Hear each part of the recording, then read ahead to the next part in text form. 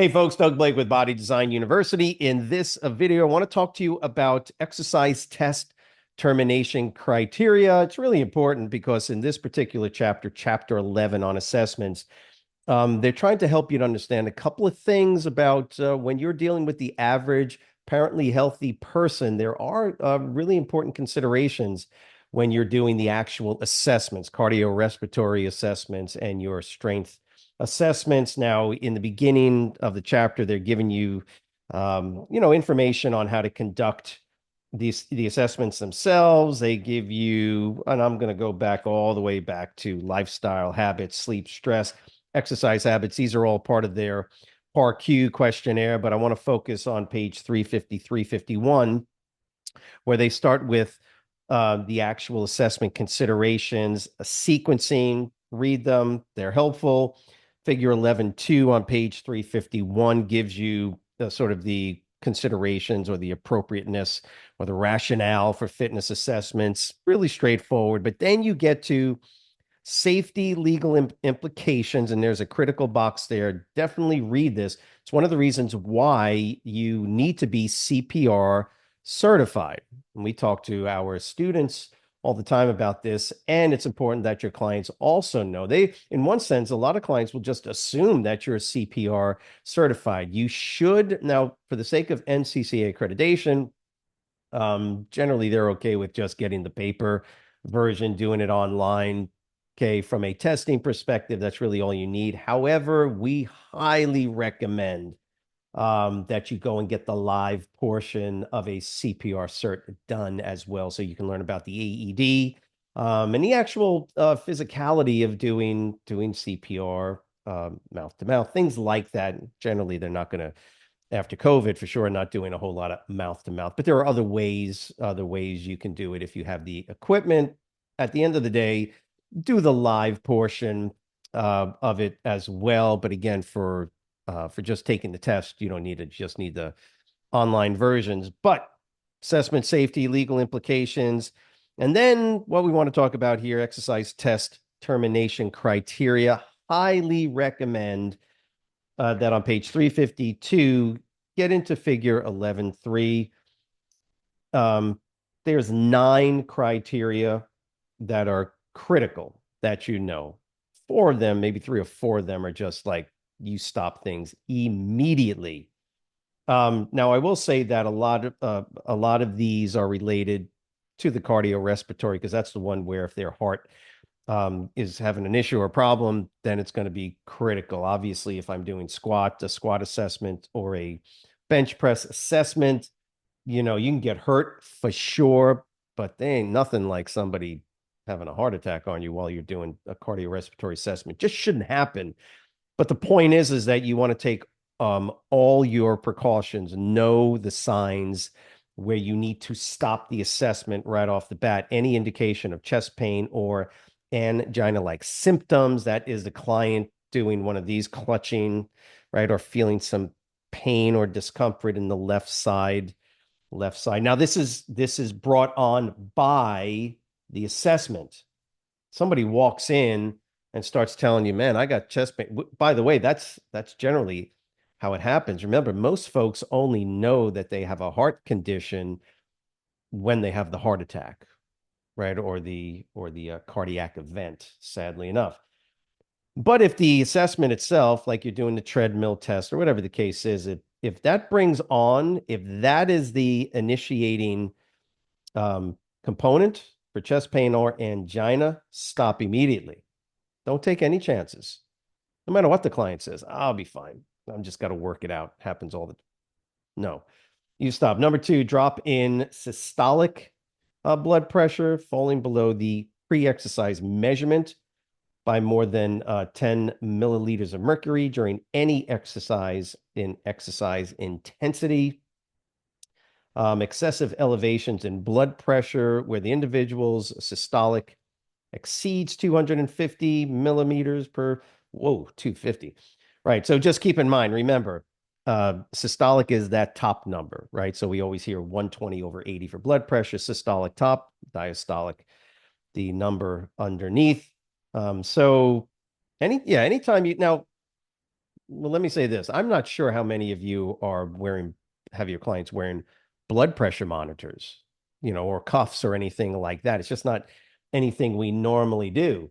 It's not a bad idea to take someone's blood pressure as a standard part of your assessments, but that's seated and relaxed. Okay. They're supposed to be seated for, 5, 10, 15 minutes, even technically, to get a true blood pressure reading. But if their blood pressure, again, is like 120, 125, 130, even higher than that, if that's normal for them, we're not doctors, we're not physicians, we're just monitoring, monitoring the number. But what NASM is saying is that if you are actually measuring their blood pressure, okay, that's great. You can do that, I guess. Excessive elevations where the top number, the systolic blood pressure number, exceeds 250. Well, I'll tell you, most doctors, I'm sure, would tell you it doesn't even have to get close to that. Even in the 180s, 190s, during exercise could be significantly problematic. From a testing perspective, that's your number, 250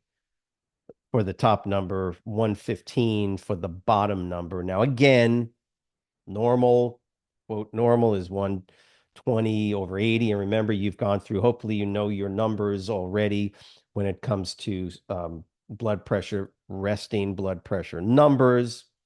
Don't want to get into that. But the point is that these numbers are excessive, and they are indications that that person is in a very high stressed level, way higher than is necessary for you to get objective measurements from them. So excessive elevations in blood pressure above 250 over 115. Visible signs of unused. This is generally where you're going to, as a trainer, this is where you're going to step in for the most part. Number 4, visible signs. I'm watching my client of unusual or excessive fatigue, shortness of breath, or a wheezing type of breath that is not typical of intense exercise. You do enough of these with enough people, and you'll know exactly what they're talking about here. It doesn't mean they're going to fall down and collapse, but they could be in some sort of respiratory distress that is above and beyond what is acceptable, especially in a testing scenario. Indication of poor blood supply to the head and face, indicated by what? Generally lightheadedness. Now, it could be also that they just didn't eat, and you would have asked them that question before. But the point is that when you see that, if they didn't eat, then don't do the testing anyway. But this is an indicator. Lightheaded, nauseated, pale skin, bluish coloration around the mouth, or having cold, clammy skin. These are generally indications that they're about ready to faint. And that could be the case. Number 6 is evidence of increased uncoordinated movements, lack of blood oxygen to the brain. They can get a little loopy, become uncoordinated, dizziness or confusion, or sudden temporary loss of consciousness. No bueno when you're on the treadmill.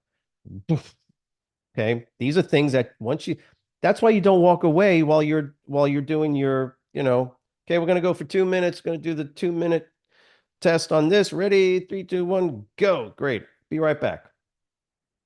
No, that's not how you do it, folks. You got to stay there and be with them and watch them as they're doing this, because you're looking for signs of unusual respiratory distress. It's normally respiratory, especially with the cardiorespiratory assessments that you're doing. They're normally attributed to a lack of adequate oxygen supplied to the brain. Yes, that's number 6. So uncoordinated movements, things like that. Now, I will say this, and I've had this happen before, where clients, they'll let you know they don't feel right. And they do feel a little woozy, right? And there's a little bit of, confusion, and they're generally going to let you know. But you're watching this presence of sharp leg pain or cramping that would generally disappear when exercise stops. I'm at the point where when I have people tell me that they've got issues with their legs and they're older, or 50s, 60s, even 70s, you're talking about perhaps a DVT. I don't know. That's called a deep vein thrombosis. These are just things that I'm not going to say the person has it, but these are indicators. And the big indicator is when the exercise stops and the pain goes away. That's when you look at your client and go, assessment done. I need a physician's release. Please go get this checked out. They'll do normally a peripheral arterial um, check on them. There's ways to do that, by the way. You can actually use your blood pressure cuff, your monitor on your ankles, and get your ankle blood pressure. Look that up on Google. Okay. The individual chooses to stop or requests to stop the test being administered. That number 8 should be number 1, to be honest with you. Anytime a client says, I don't want to do this because I ain't feeling right about it, it's like, now, there's an art to this, obviously. If they're just trying to skate out of doing something, that's one thing, but this is an assessment. Why would they not want to do or continue the assessment? So number 8 should be number 1. And then, of course, any malfunction or failure of any exercise or testing equipment done. So number 9 obviously is over here. The other 8 are all physiological. Number 9 is the equipment. Duh. Right. So by the way, I hope this is helpful. And that's why I'm doing the video, because it's important that you spend time looking at some of this information. This is not just academic. This is the real world of training. Please understand something. This is during the assessments. When do you stop assessments? This is going to transfer directly over, for the most part, not all of them, but for the most part, they transfer directly over to the actual workouts themselves. So not just during assessments. This is why you're watching people. This is why you're not on your phone talking to somebody while you're training people. Okay, this is why even with a one-on-one training client, all focus and attention is on them. You're in groups, multiple people, it's even more critical. So get through this, look through it, make sure you memorize these. It's very important, not just from a testing perspective, but from a real world perspective. Hope this was helpful. Remember to subscribe to the channel. If it was helpful, by the way, write the word understand in there. You can ask us questions even in that comment section. Remember, subscribe, like the video if you so please, and we'll see you next week. Have a great week. See you.